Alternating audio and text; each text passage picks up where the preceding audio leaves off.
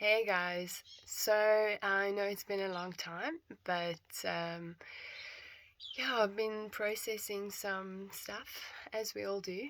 Um, and I've been feeling sort of not so confident to do a simple reading from my book. And I thought to myself, come on, Dolly. I mean, it's just a few pages, and what am I so afraid of? Yeah, and I think it's more when you're stuck in so much self doubt, you kind of lose your grasp on what confidence is and how to use it and how to embody it. It's not a bad thing, and you can. It's really not nice to lose confidence, but you can gain it back. But it does take um, action from your side, and I think good intention as well. So, and humility, I think as well. Um, but anyway, yeah, and for the sake of if what I'm sharing or anything makes you feel less alone, or maybe something that I read from a book or comments on what I'm reading here helps you in some way or makes you think of something which gives you an insight. I don't know. Um, it's for those reasons that I'm doing this. So it's interesting how that made it easier for me to sort of speak up and do this because it's not about me. It's about helping you. It's about helping others, or at least trying to do so. Um, and it's crazy how we forget about that sometimes, and yet we can recognize it again as well. And there's a type of beauty in that that makes us human, and there's always a chance to change or self-correct or adapt. Yeah, but I think I'm going too broad there. Anyway, so firstly, I just want to say I hope that you are okay, and I hope that you are doing well, and I hope that you are keeping a hold of hope. Don't give up, and know that you're not alone, and just know that. Just keep it in your mind and know that you're not alone. And whatever you're going through, if it's pain, which I'm pretty sure this chapter is going to talk about, um, I think I'll stop there. But right now, I'll say that pain is temporary, and sometimes you've got to take pain and you've got to accept it. That's the hard part of life. That's maybe what you can use as your sort of whatever you want to put in the backbone as fuel to help move you forward, or you want to offer up your pain as the sacrifice for moving on and living life and growing. Again, think of pain as growing pains. You grow through what you go through. That's not just some silly saying. But anyway, so I'm reading out of my book that I wrote 10 years ago. Oh, published like about 10 years ago. And that was, I was very, very young. And I was 18. I just lost my mom to cancer, and she was 50. And yeah, so I chose not to go right into studies after school because I was in my last grade of high school when she passed, and I found that I couldn't just jump into university at that point. I felt that I wasn't able to handle it. But for some reason, and I can't remember all the details except for seeing that it had been written down by me when I was younger in one of my old diaries, write a book.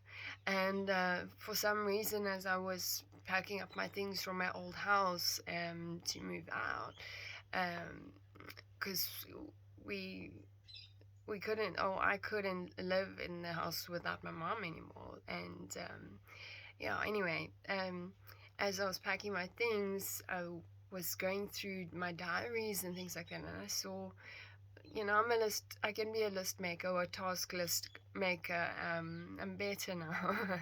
um, but one of the things, and I think it was more of a bucket list type of thing. Yet it's interesting how you can write things down like that, and they can manifest. And yeah. Anyway, but it does take action. So my memory of it, my eyes fell on that, and for some reason I thought, okay, I'm gonna write a book, and I just did. I had no idea what I was doing, except for I'm writing a book, and I then spent that year as a sort of a gap year, but I was I wrote my entire book in that year and published it, and yeah, I mean, I was 19 when it came out, so 18, 19. So, and now it's like 10 years later, and I'm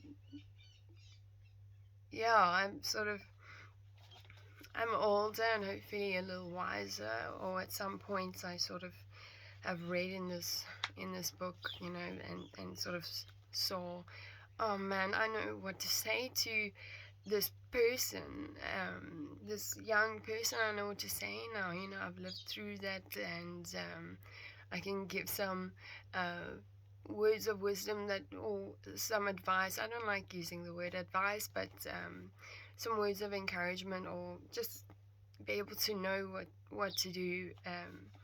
And that makes me sad, but I mean, then again, it's just me younger. But yeah, again, I've been through a lot in the past 10 years, and this was obviously not futuristic writing. It was of the past, present, okay, some future, but it was very much written in the moment. And yeah, the aim of this book is to try and help you to help yourself. So it's called Read It Rawly. Rawly isn't a word, I coined that word. And rawly, including the word raw. And Lee was kind of like putting it together rawly, as in the way to read or digest the book is with an open mind and an honest heart, and vice versa. And yeah, and the little byline says the gifts of life. So there's actually a structure to the way that I've written the book, and in each chapter, it may start out a bit difficult to read, but as soon as you make it to the end of the chapter, I expose a gift in that which I was writing, and then then it's okay, because some of these can be quite hard to read. It's the heavy stuff sort of comes first, and then there's a little bit of a middle ground to just ease you into that gift and hopefully insight. Anyway, so I'm just gonna go into reading this chapter. I realized that I actually bookmarked it for some reason, and I'm just gonna go right into it. And I can't remember what I wrote here, so this is very much with an open-minded and honest heart, and also with fresh, older, but fresh eyes. Okay. Pain and suffering are ingredients unpalatable, but in this life we are often forced to consume them. Pain. I want to stop there. I want to tell you that I have no idea what it is. I want to say that I have never felt it and never will, but unfortunately, that is not my reality. The fact is, I know a lot about pain and all its magnitudes. Even writing about it places a grimace on my face, a shard in each temple, and an uncomfortable tightness around my heart. Pain is the most invincible, deadly poison on the planet. Pain, paired with suffering, it professionally alters mind states, even to permanent extent. Pain is sneaky and sly as it takes part in the orchestrated attacks on your inner being. Suffering is pain's closest friend. Together they possess the ruthless ability to strip one bare to utter defenselessness. Pain is bitter and suffering is sour. In that way you can only imagine how disgusting they are. The two evil ingredients combined are the worst form of torture one could ever be forced or be unlucky enough to swallow. They are the type of thing you would never wish on anyone, not even your greatest enemies. They often end up in unmentionables, as people often find it easier to block, deny, avoid, and pretend that they do not exist.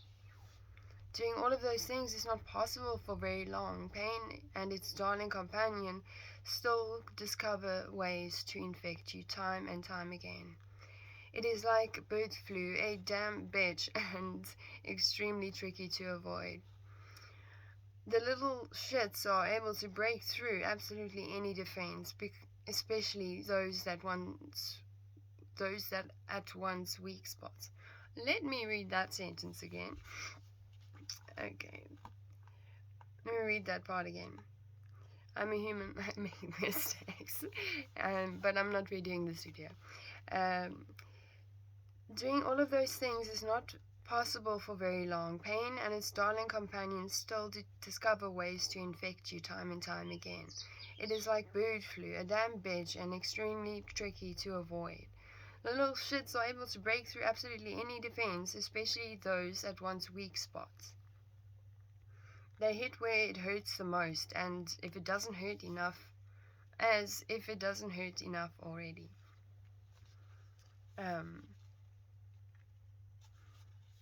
Yeah, I can't say that was nice to read. Anyway, I admit,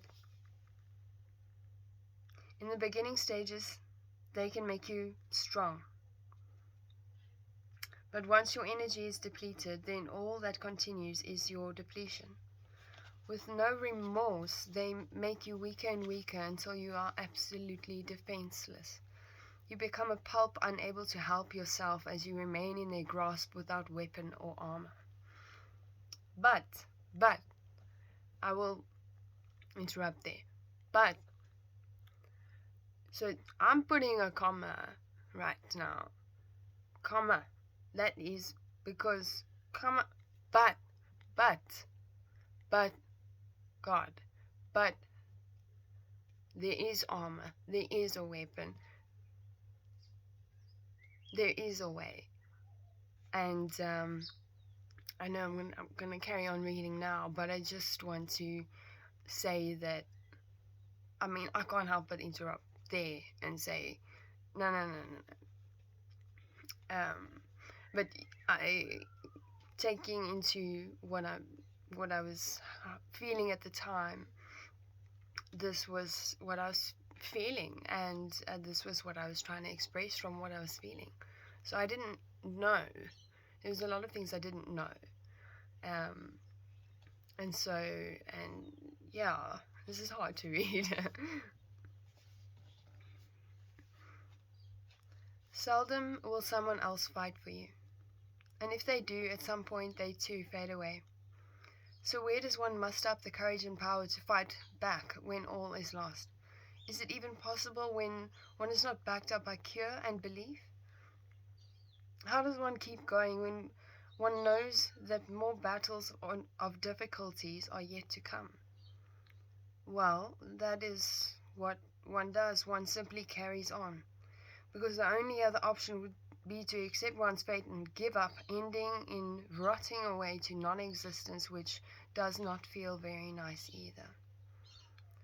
There's a slight catch here, though. Isn't there a difference between giving up and letting go? If one were to let go instead of give up, would one still wither away? Or would one pass on peacefully, receiving the destiny one desires? If we unlock the true difference between the two, would we not find the solution? Perhaps thinking about this so excessively has made it complicated, and perhaps one should merely settle, neither giving up nor letting go, but carrying on.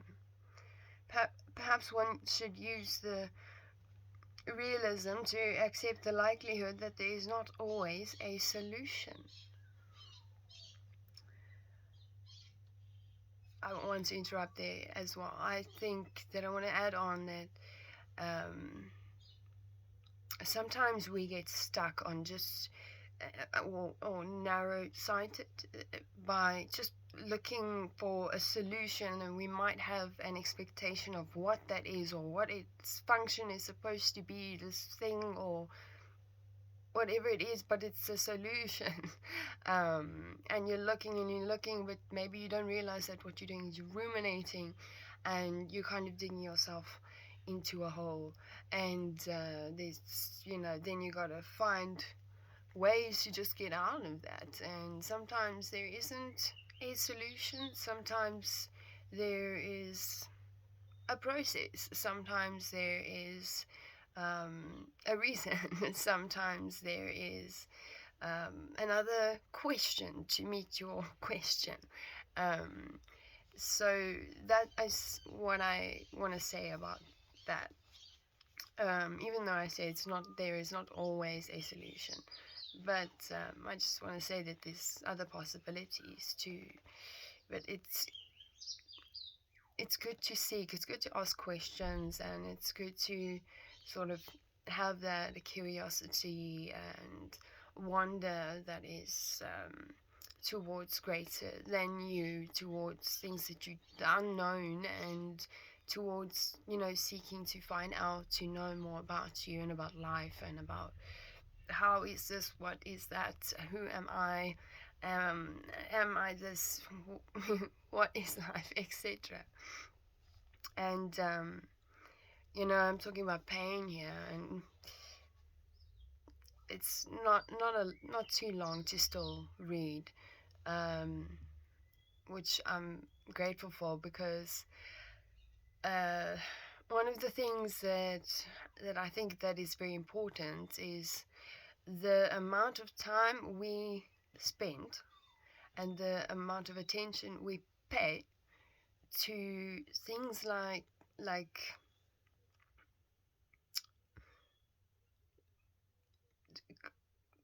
concentrating, trying to solve, trying to avoid whatever. There's a list of things we do. It's almost like we use pain as a it's like pain is like something that was worth our like attention, that we want to pay our attention to it, and also to give our time to it. I think that it's much healthier to, yes, accept the pain, and you can be aware, monitor, observe, and maintain it sort of in the background, and definitely, don't not deal with it. What I'm saying is, try sometimes to step back and look around and see, well, where is my attention? What can I pay attention to that is like a good investment towards my future, towards now, and like you can choose your breath, and that is both helpful and a good investment. That's just a simple example, and I don't want to carry on too much about this. I don't want to sound like I know everything or something like that, but I'm just saying sometimes a shift in focus is like the greatest help in the world. So, yeah. Um, okay, I'm just gonna try and finish up the chapter, and yeah. Okay, where was I?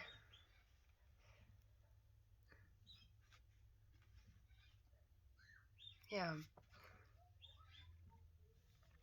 A good friend of mine once told me that one has to simply ride it out when the wind blows, sometimes without an obvious reason or purpose. And that made me think that somehow there's a gift in the fact that one must simply endure hardships and difficulties for no reason,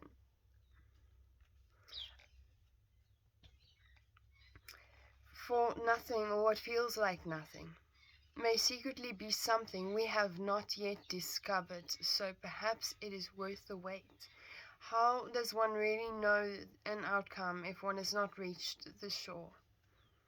On the other hand, it does not really make sense.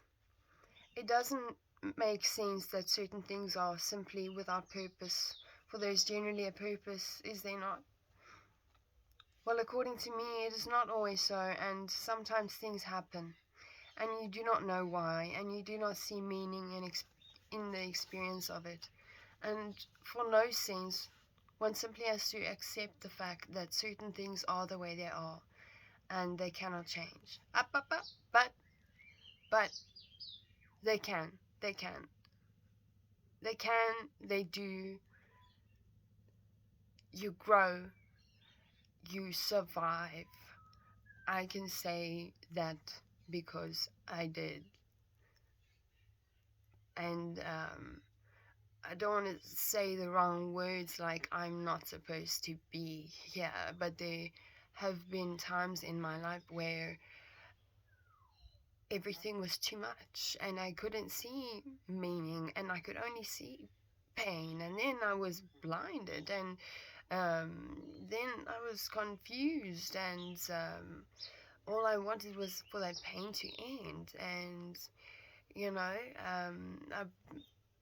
I don't want to get into certain topics right now, but I mean, it's some heavy topics to still be spoken about. Um, you know, that I don't necessarily want to include in this video right now. I'd rather do it separately. But you know, I was seriously in a bad way, and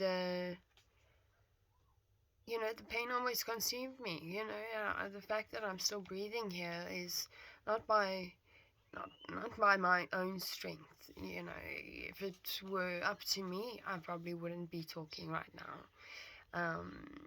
That's why, you know, praise the Lord, praise God, because I am like I'm in awe of how and what and why, and I was going through so much, and I've been through so much after that, and I'm still processing things. It's just a part of life, and I mean, sort of helped through it, and it's amazing. I mean, I don't know if you've ever experienced the amazing grace of God. If you've given your life to Jesus. I don't want to be preachy right now. I don't want to. I'm just talking about um, my own life, for example. You know, and yeah, almost yeah. But anyway, I just want to give thanks, because I would not have been sitting here. I would not have been breathing if it weren't for God watching over me, and literally being there even when I was not aware, even when I was like pushing um, anything to do with that away. I, you know, went through a time where it was like I was consumed by pain, and then it was my comfort place, or then it was like I sought out to get more pain or to replace the one pain with other, and then it was, you know, I was really suffering, and you know, I just sort of things kept piling on, and you know, I many times could I just have died. It was weird structure of a sentence, sorry. But I'm here. I mean, I got through that. I still go through pain and suffering, but it's just different now. I go through life a lot more, and I mean, just to think that I was writing this when just as my mom died, and this is just one little tiny chapter of my book, and of my life. I didn't even spend too much time writing on pain, which is kind of that point is helping me get back to what I was going to try and say. So the time and attention that you pay towards pain, you need to look at that and the ratio of that versus, okay, what you pay attention to in life, in things that are life-giving, that are healthy, and to at least try and get a balance between the two. So it's not too extreme, because I I agree with what I say here when I don't wish that pain and suffering on anybody. I absolutely don't. Not even my worst enemy. Not even the worst person that has ever. Not not even the biggest monster from my life. It's just like not even. That should be reduced in the world. If you're listening to this, if you're watching this, I don't want you to have to be suffering so much, and I don't want you to have to feel burdened or like you really are treading water. And so just know that you can look up and around. You can shift your focus a little bit, just a little bit, and widen the frame and your perspective, the lens through which you see, and try and allow a little bit of oxygen in, a little bit of light, there is light at the end of the tunnel. I promise you that. Just keep on going. Don't give up hope. Know that actually moving, even if it's painful, is what you've got to do. If you stay still for too long, you get stuck, and it makes the process a whole lot longer for you to eventually get to that other side of the tunnel, where you no doubt will see joy. I promise you that. So just keep on keeping on, and the pace of that, it's not a race, is all I will say. So I will get back to reading. I apologize for this video being long if it is, but I'm out of practice. Not that I practice all the time, but it's not that I'm not shy while I'm doing this,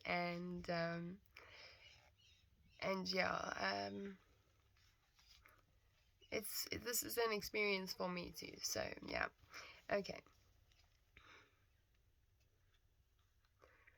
But if one accepts things for how they are, then I suppose one allows oneself to be able to learn how to deal with them. And since we cannot change them, we have the opportunity to allow ourselves to build experience in dealing with them instead of fighting against them.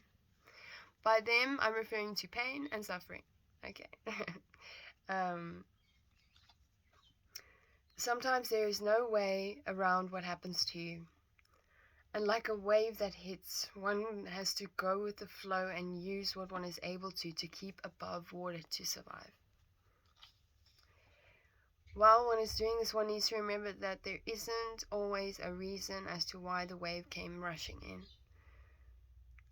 But a reason could come from the outcome of riding it. Once one ventures deeper and deeper, though, it becomes even more bewildering, that as it is hard to accept. We want answers all the time. We ask questions all the time. And we become frustrated because we dwell and we dwell, yet find no solutions. We are blocked as we cannot obtain a clear scope on the vastness of options that could possibly be solutions. The gift is, keep it simple. Ride it out. Whether you are clinging onto survival, or if survival is clinging onto you. Just do. Don't ask why. Don't think. Steps, remember? And when I say steps, remember, that is referring to the first chapter of my book. And I think that I did make a video of that a while ago, but I intend to maybe do it again. Anyway, I hope that there was something in this for you.